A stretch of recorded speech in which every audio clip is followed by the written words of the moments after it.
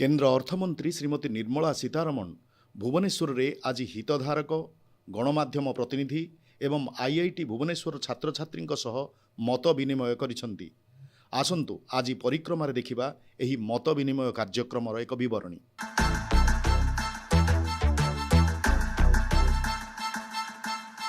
This special gesture during this budget for reaching saturation for the primitive groups will benefit Odisha as much as it will benefit the neighboring Jharkhand as well.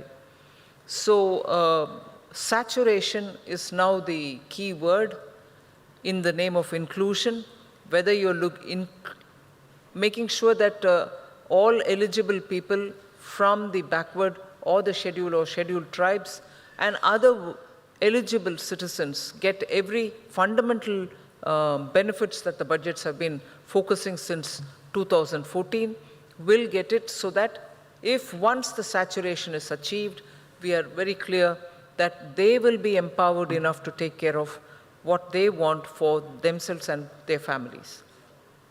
If inclusion through saturation is being aimed at, and also developing MSMEs is another basic focus that we've had, very many regulations or rules, very many conditions which applied for the MSMEs in doing business since the Atmanirbhar announcements of 2020 have been clearly addressing each one of these concerns to reduce the compliance burden, to be defined better, enhance definition, and also coverage for credit from banks. Also the ease of doing business from the point of view of keeping records, maintaining records, and so on. So MSMEs have definitely been the center of our developmental goals, and also making sure that MSMEs did get that good immunity, did get that coverage during the COVID period so that they don't go into liquidation. And in this budget as well, for any failure to attend to services or goods as per contracts signed with the government, if there has been a failure in completing the service as is agreed in the contract, MSMEs have been given almost 95% waiver in that their guarantees will not be included or invoked. And that would give them a relief even if they had failed to fulfill the contract as signed with, let us say, the government or government agencies in the union government's case. So only 5% would be retained, and the rest 95% of the securities which they've given will all be released. Other than that, I think a major problem which the MSMEs face is delayed payments from people, whether it's government or the private sector companies, for services rendered, for goods supplied. Normal period is about 45 days, then it was tolerated, saying 90 days, if within that 90 days you're able to do it, it's fine. But in spite of declaring the dues, the servicing of MSMEs or due payments which have to reach the MSMEs were not being done in time. So after several nudging of those private sector companies and also the government departments, more than nudging happened, and therefore they did clear majority of the dues. But the private sector which are listed, who even put it to the MCA records that they have dues for the MSMEs, were not even clearing it up. So there was this one little step which has been taken, wherein a company which doesn't clear the bill for the MSME, in that year, it cannot also claim offsets for those payments made. That I think would work as an effective way to tell the companies that you can't claim any offset just because you have put it in your record, but when you have not paid them, you're not even eligible for it any longer. So I think this step would actually mean a big difference for the MSMEs. So where they were very scared to even voice the delay and demand payments, government has come that much forward to make sure even by regulation, we are telling the large companies, inclusive of government companies, to keep the payment well within the due time. If capital expenditure, inclusion, focus on particular tribes or segments which have not been reached. We are also looking at geographical coverages, wherein all of you are aware that 114 districts had been covered through the aspirational districts. The aspirational districts were not a separate program, but it was a separately monitored attempt to make sure that all the existing schemes reach those backward regions, backward districts in any state for that matter, even if it is a developed state. Now, going further down below the district level, 500 blocks have been identified where saturation will be attempted at the block level. So the entire attempt is, since 2014, Prime Minister Modi has been focusing on including all citizens of this country through one or the other program so that they also come at par on basic amenities and fundamental infrastructure that they should have. Now, since 14, if we are doing this, and even now if there are pockets within this country which doesn't have that kind of a comfort of having had the fundamental infrastructure reaching them, this 500 blocks that has been selected, through that when monitoring happens, if hospitals have come there, wellness centers have reached, roads are there, electricity is reaching them, is the internet facility reaching them. So by each one of these measures, when you're aiming to reach every citizen, from the top down, you're going down to the last layers of administration, we can ensure that actual inclusion takes place. So that is the emphasis given in this budget through the blocks. Since the last budget, again on education, you've seen a good considerable allotment being made. More than 1 lakh crores have been given for education from the center, while education is a center plus state subject. So each state would do their own, plus the center itself has given this 1 lakh crore. And this year, that has gone up as well. So education gets its priority as much as skilling and upskilling for our youth. Skilling and upskilling, and also in this budget, a special mention is made for skilling our workers, even on Industry 4.0 requirements, which means they'll have to be readied for artificial intelligence, they have to be readied for being trained for, being trained for dealing with data, deep data, using robotics, and so on. And a point which I've been repeatedly saying since after presenting the budget is, industry wants to expand. They're already going in that route. You find that many of these, this morning too, I saw one of the steel manufacturer has gone to Jammu and Kashmir, and they've started, they're laying the foundation for building one of the factories there in J&K. But all of them are also challenged because their products which get exported are measured by the green measuring yard. If steel which goes from India is not going to be green, nobody is going to import, or they'll levy huge barriers, which are non-tariff barriers. That's exactly what's the special mention in the budget, where we are saying workers will be trained for meeting the challenges and the expectation of Industry 4.0. So that emphasis is also given. So when I'm saying this is the first budget for Amritkal, and this is the budget which is going to ready India's youth power, you're giving them all the skill sets which is required, not for today's India, but also for a future India. So whether it is your training, whether it's your awareness on green, whether it's your technology savviness, which you so require for nowadays, this budget addresses it all. And finally, there are enough investment and also allocations being made so that India's transition from fossil fuel to green energy is also being carefully attended to. So the incentives which have been given through the PLI for solar equipment manufacturing, also the money which has been put for laying the necessary infrastructure, for even getting solar power which is being generated in Ladakh to the mainland, to the valleys, the plains, not the hills.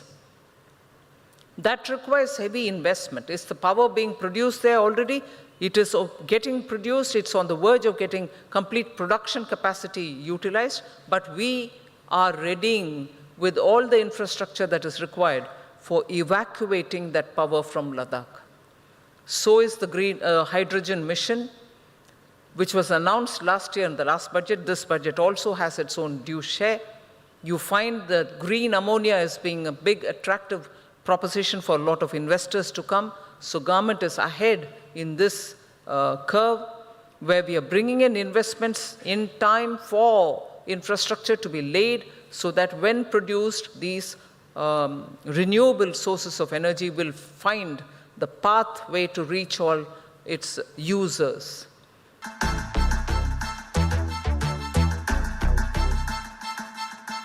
Many of the refineries that Government of India's public sector undertakings have will have to have change of plant and machinery so that they are able to update the machine capacities and be ready also for blending of fuel, because we are bringing in biofuels, we are also bringing in ethanol.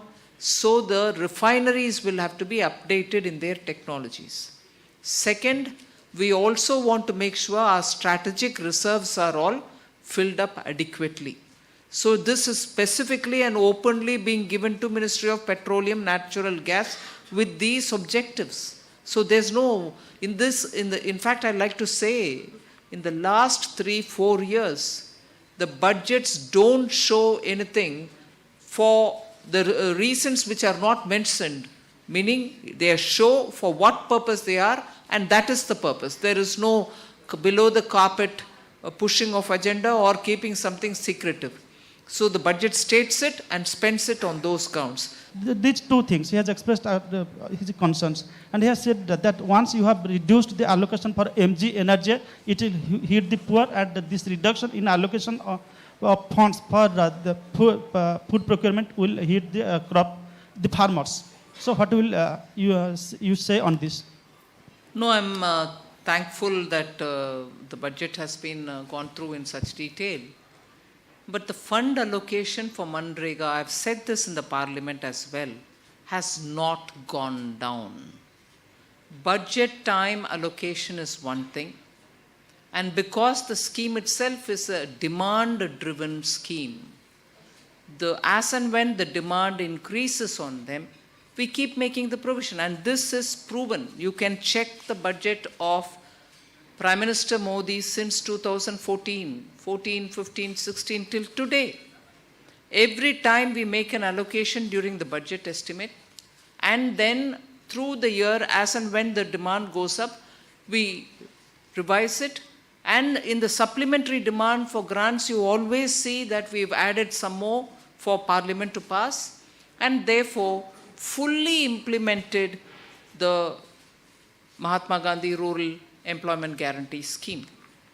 And this is in contrast with what happened between 2004 to 2014. So it is one thing to give at the beginning of the budget, and also equally important to keep responding to the developing situation in the ground, and even more important, to fully implement it. I showed the contrast between the 10 years of UPA and the 8-9 years of Prime Minister Modi's government, NDA, where Manrega has been fully utilized by the end of the year. And during the COVID pandemic, you saw it even crossed 1,10,000 crores. So to look at the budget time figure and say, oh, you brought it down, is not right. It develops as the demand develops, and we keep giving it as the demand develops, and we, end of the year, also ensure that it gets spent. I think there is, as regards procurement per se, wheat or rice, we have not at all brought down the procurement. If anything, the quantum of procurement, again, in these years, these 8 years, compared to the 8 years any time prior, the quantum has gone up, and because the MSP rate is high, even the total amount given to the farmer after procurement is also very high. And even better, the MSP nowadays is directly debited or put into the account of the farmer. So no middleman can take away any money which is being given to the farmer. So actual amount procured, the price at which it is procured, without pilferage, the price reaching the farmer, total amount spent on procurement are all high now. So you can be sure that there is no coming down of these figures. My question is, anywhere in your budget speech, you did not have mentioned the word unemployment, inequality, poverty and equity. When the inflation rate in the country is more than 6% above the RBI limit. So you don't have you don't have arranged any strong proposal in the budget for decreasing the inflation rate and increasing the employment rate in the country. 3 words you said that I did not mention at all in the budget. Unemployment, poverty, inequality, equity. So are they, now that you've noticed that these 4 words have not been used, I don't agree with you, but then you're saying that I have not used. But have you also looked into the budget to see if there are schemes or programs of the government, budget pronouncements, which are addressing issues of skilling, addressing issues of poverty alleviation, addressing issues of food insecurity, giving food for people? Have you seen that the budget mention any of these? So I would want you to see if the budget has brought in schemes to address any of these issues. The MGNREGA, budget for the MGNREGA. I hope you heard the answer I gave on budget reduction, so-called, for the Manrega. Yeah, you've heard it? Anything more? Particularly in the area of inflation control. Inflation control. Proposal. The schemes that have been undertaken, and also aside from this, the mention that I've done after the meeting of the Central Board of RBI, showing what steps both RBI and Government of India are taking for inflation control. Any step you have mentioned in the budget for handling support to the poorer people, the common man? Please don't mind me. Many of the questions that we are answering here are specifically to deal with the poor, the extreme backward communities, for helping these communities to become better off. So other than just searching for the words, you're welcome to do that. I'm not saying don't search for words. Other than just searching for the words, may also want to see what the budget steps are for addressing those issues which you are searching in the name of the words. Many states had then they have applied for the GST compensation regime to be expanded, but that had not been done. Odisha government will lose around 65,000 crore in next 5 years. So how they will manage this? The GST compensation has already been extended till 26. And it is extended to pay the loans which were taken during the pandemic time. And the pandemic time loan was taken to pay the states some amount of the total compensation which had to be paid. So we have to pay this amount borrowed and also the interest which is going to accrue from him. So it's already extended till 26. And it is a decision of the council. It's not the decision of the central government. And I will also submit that your figure of 60,000 crore is a notional figure, which may or may not be true, in the sense that the principle of compensation was always that if the revenue doesn't grow, there is a compensation. Of late, GST revenues have been growing very substantially, and absolutely, I find it difficult to believe that in the coming years, the GST revenue will not grow and will necessitate a hypothetical figure which you have mentioned. Ma'am, my question is, Odisha government has been asking repeatedly clean energy cess collected on coal by some union government. A cess collected for a particular purpose is collected for the sake of spending on that particular purpose. That's what our government is doing with it. Means in 2021, it was around 60,000 crore. State government has been asking for around 30-40%. That's right. That's okay. The state government's request will be considered by the department concerned. All right. Thank you, ma'am.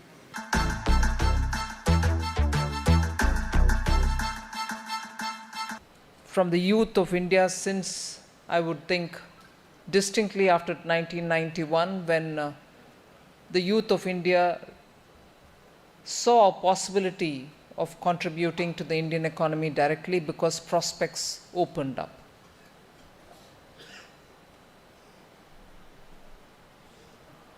But somewhere on the course after 1991,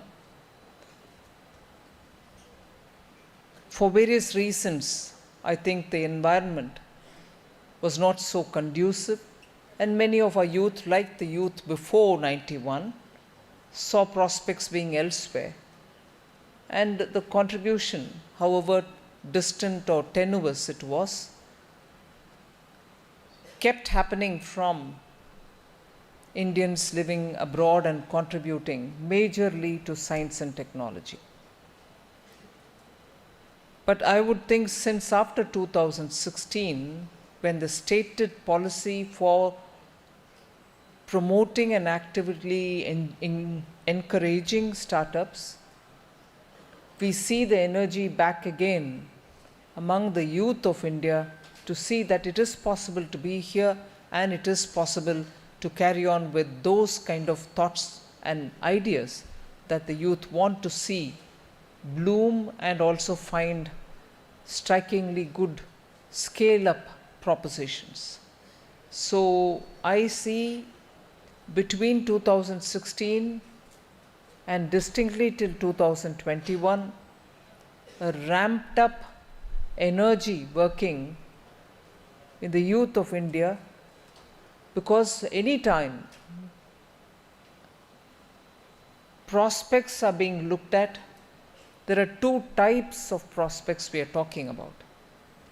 One at a personal level, where somebody who wants to contribute to the Indian economy, in the sense wants to make a good career for herself or himself, sees the system, the governance, and also the way in which institutions function as one of the very important instrument with which you think you can either be here and do things or be somewhere else and do things, and so on. So the prospect at a personal level for your careers to work out.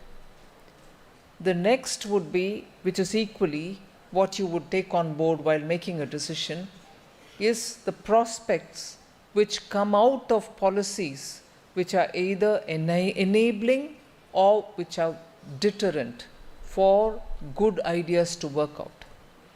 So when you saw the latter in the opening of Indian economy in 1991, individuals who had the propensity to really contribute thought, yes, a lot of things are happening in India, and there was this hope which was working out.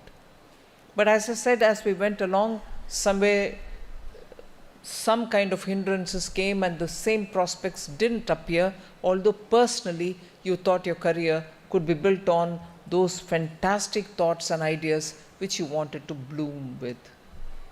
But post 2016, when the policy was distinctly made for startups, and the government was actively engaged with the state governments as well to open up and to help out, that kind of a prospect came back to individuals. So both your personal career choices and also the way in which governments were enabling and facilitating youth to be here, do things, and in the sense of getting the commercial prospects also added into it.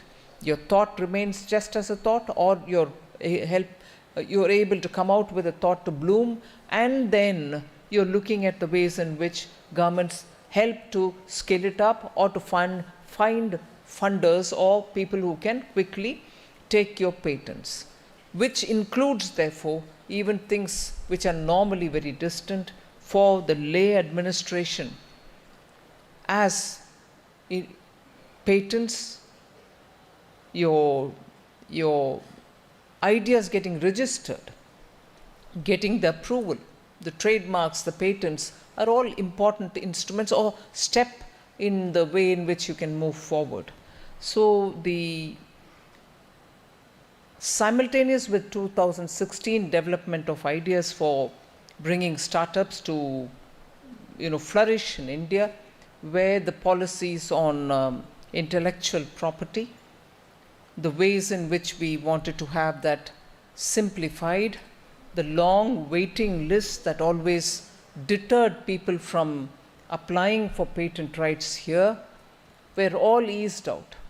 And there were immense data which I periodically used to show how the waiting list on patent registration has been brought down. So these are enablers which made the entire ecosystem a lot more easier, friendlier, and as much as you can achieve by being outside, you're able to achieve by being within the country. So not just a policy to facilitate, not just funds which can be used for leveraging, fund from the market, funds which can be given for startups at the initial stage as they progress further. So the entire, and also when the Honorable Prime Minister goes outside of the country to talk with governments outside, to see if their young will work together with our youth, and to come to an understanding and have that bilateral understanding with countries. I distinctly remember having accompanied the Honorable Prime Minister in one of his visits to Germany, where the German youth and the startups there, who were very much powerhouse of the German policy making, we had agreed with them that they would have an exchange program and also will collectively and jointly take up challenges which are thrown for solutions that so much the industry or agriculture or any sector would want. Such kind of arrangements with the countries with whom we have bilateral relationship, the one another which I can recall, which I think immense potential even today, even as it works, is the one with Israel, the kind of understanding that we had with them. Because in promoting startups, in promoting and identifying talent, in promoting and identifying at the same time sharing of thoughts, in distinctly recognizing excellence in students, Israel was quite advanced when in comparison to ours. And they have been, I think, more than 2 times, Honorable Prime Minister, raising this issue with Israel, and they have also come forward to work with Indians. So Germany or Israel are 2 concrete examples I'm putting before you, where not just policies within the country, but also having understanding with friendly countries have opened up possibilities for the young. Now, all this is all policy and enablers that we are bringing into the system. The taxation related matters, every budget I have, at least on the inputs received from people who work actively with the startups, have come to tell us about, you should relax on this, on the funders or on the startups themselves. So even that, at every stage in every budget, we have made provisions to make it easier, facilitate it, and also make sure it becomes attractive for PE, private equity funds, to come to India to invest. So I'm just marking those pillars which are very important for us in this course of optimizing what youth can do with the innovative thoughts with which they can work, and for that, because their energies will rightly have to go towards the core idea of working with some innovative thought, and they shouldn't be made to run from pillar to post to search for funds or certification or clearances and so on. The environment has been so created in India that you would possibly be only applying your mind on the core activity, which is the innovative activity in which you should rightly be working. So if this is about the government, and in the last 2-3 years, the well-known statistics which I'll just as a point of reference leave before you is the startup world, which is widening. About 87,000 of them have got the approval from the Department of Industrial Policy and Internal Trade.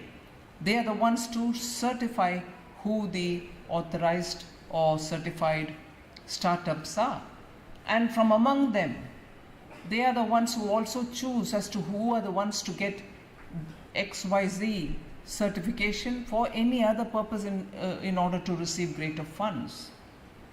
Even with this, as we say, it sounds as if, oh, it's back again the same regime where you have to get certification and so on. It's not that. Otherwise, more than 100 startups wouldn't have become unicorns within a matter of, say, 5 to 6 years. So there is an active encouragement happening as well.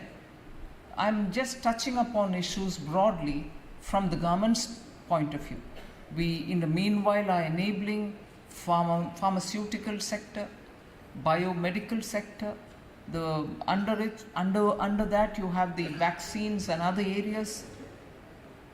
Even otherwise, you've heard a lot about how government is trying to use technology in areas in which technology has not even entered, whether it is agriculture or in defense, space. Indian youth have proved that the moment the doors were opened for them to come up and work with the space sector in India, you have satellites being launched which are designed and also purpose-driven, tailor-made for some specific causes, all designed by Young of India. So I'm just giving you a broad sketch, but I suppose when we have the question and answer, we'll be able to talk more specifically on particular things of interest for all of you all. But let me first say, I'm very motivated and impressed to see this gathering. I'm sure you are otherwise tied to your labs.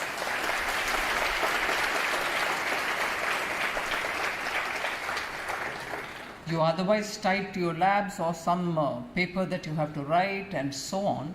And also I was very impressed by the fact that although it is only from 2018 you are in this campus, and prior to that from 2008 itself classes have been happening in the name of IIT Bhubaneswar, the number of papers that you have published actually shows the rigor of academia which is actually existing in this campus.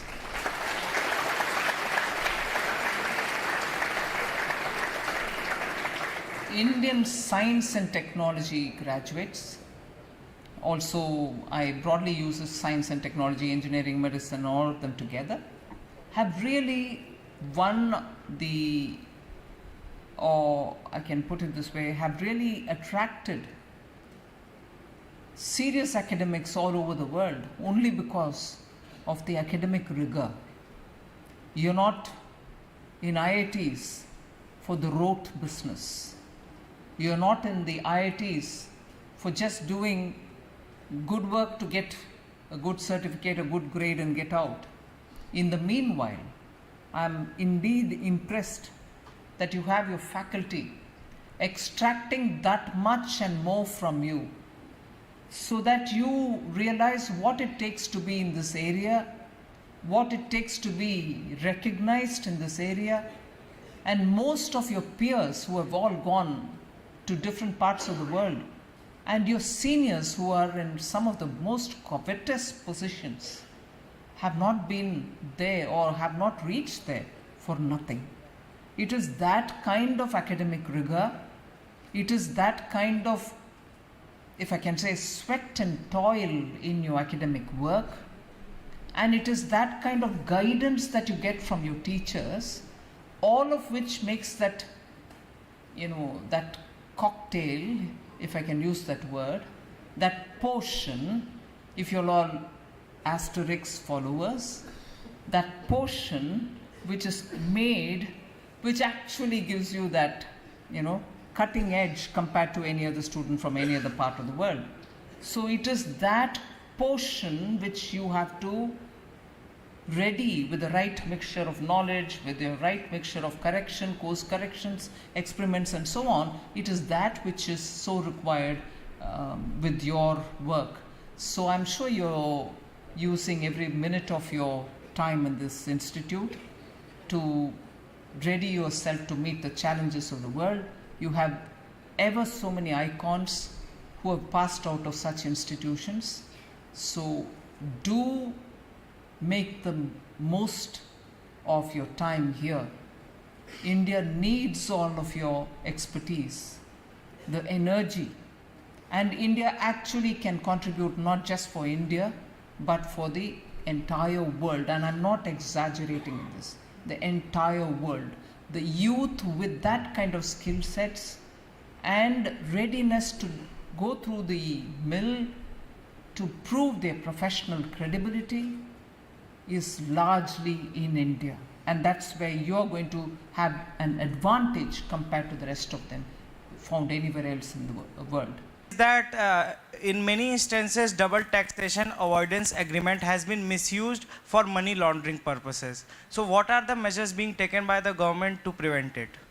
IIT Bhubaneswar starts with money laundering.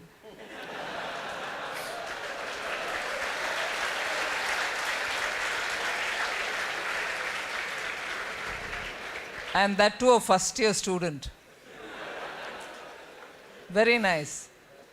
The double taxation avoidance agreement are done with countries so that we first notice, the issue of tax is not always that you're taxed here, you're also taxed in the country where you're registered, and you could end up paying two taxes on a same head or on a same claim, is the one which leads to thinking about double taxation avoidance agreements. But because taxpayers, not just in this country, everywhere in the world, are smarter than the governments, they always come up with the ways of, yes, we shouldn't pay two taxes, meaning we shouldn't be doubly taxed for the same thing, but we are smart enough not to pay it in either of the place. We end up paying no tax at all. That kind of situations also do occur. So this agreement is one of the very good tools through which we make sure that we don't have tax not being paid in any one destination kind of a situation. But oftentimes we also have to work to understand that nobody goes away without paying tax at all. The global taxation agreement also, which came about in the G20 as regards large corporates which are operating irrespective of the borders, which is normally the electronic e-marketing companies. So no longer is it just the issue of getting doubly taxed for the same item, it's also the question of total avoidance of tax. Also, when you're in a tech platform, you end up saying, yes, my revenue is generated here, but my headquarters is somewhere else, so I don't need to pay anything here at all. I pay whatever I need to pay there, and that tax there is absolutely minimum because they locate themselves in such areas where the tax burden is far lesser. So this issue of tax and the question of money laundering and also the question of drug being trafficked with the funds which are coming from not identifiable source are all interwoven. So there is a lot of work happening there, and there is also what I can call as a mission which is looking at terror funding, FATF which is now many countries are members to it. So they also look at financing of terrorist activities and any other unlawful activities through that law. And there's an international body which looks at country by country cases. They profile countries, and they also say about where you have to bring in more laws to be compliant with what is happening abroad, so that collectively all countries can identify those countries which get grey listed or blacklisted because they don't comply in stopping terror funding. So there are lots of activities going on in this area. My question is to you is that there is a gap between the demand and supply of highly skilled tech talent in India. So a proper training is immediate need of the hour to create a world-class workforce. So what opportunities does the union budget to present in order to bridge the gap? That's one of the easiest questions, I suppose, because this budget has, please sit down, this budget has specific mentions of how workforce will have to be skilled, upskilled, and also skilled for Industry 4.0. So there are specific mentions in the budget, and therefore there will be specific funding also for not only just enabling basic skills being taught for somebody who's just dropped out of school, who needs to find a job, and later those who have already been in some kind of job somewhere, giving them skills so that even as they approach their middle ages, they will be better skilled to find a better job which gives them better pay. But even more important, and a specific mention which has been made in this budget, is for providing skill sets and therefore the training adequate for that for Industry 4.0, which means even as our industries are expanding in the areas in which they are already there, but they are expanding to bring in technology, also to bring in technology which will make them green compliant. There are now severe shortage of people who are such skilled young people who can be recruited for the expansion as well as for bringing technology under Web3 and many other things, artificial intelligence and so on, equally also to have that awareness that using technology we need to now greater and greater become green compliant. So this budget provides for skilling, upskilling.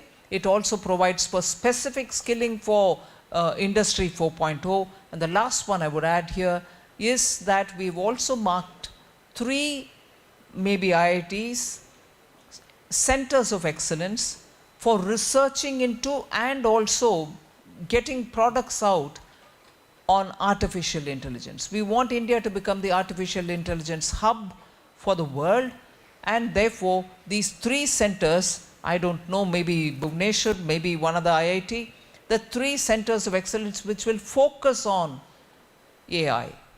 So we've openly said make in India, make AI as India as a hub, and also make with AI for the world.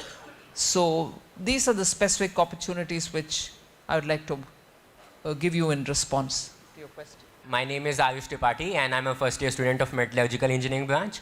My question to you is that with the successful implementation of schemes like roads and modern houses and bank accounts for every family, what is the next big thing that the Indian government wants every family to have? Well, have opportunities, I suppose. The next thing would be, one, we have, please sit down. The next thing is having given, I'm saying having given in a broad sense, yes, we need to reach saturation in many of the schemes, which whether it's for housing or sanitation or bank account for schemes which will give them collateral, free loans and so on. Over and above that, I think now the opportunities that are available for their family, every member of their family, either within the rural or the urban area where they live or elsewhere in the country, are all got to be now so openly available as information so that they can choose. That is why in many of the areas we are now very clearly giving through digital mode, of course available on your phone, about the markets, about the opportunities, about whether it is in agriculture, whether it is in industry, whether it's also opportunities which they want to do it for themselves. One other thing which I missed out on saying is we are also creating, it just passed my mind, I'm moving from one to the other, so let me recall that one. We are also creating opportunities for youth through the clusters which are prevalent in different industrial towns. Like for instance, if it is Ludhiana or if it is Coimbatore or if it is Aurangabad, there are industries which are all available in and around those towns. Now they have industry associations. Now these associations also together, if they need about 100 people per year, we through the government are helping them to train 500 people instead of 100. So for instance, if they were to recruit the 100, the rest 400 will be available to take jobs anywhere else in the country. So training together with opportunities is what we want to give them as the next stage. Ma'am, my question was that, ma'am, recently the government of India has released the annual financial statement that we call it as budget. But ma'am, in that budget, ma'am, there is a deduction of 8% for the Department of Space as compared to the previous budget.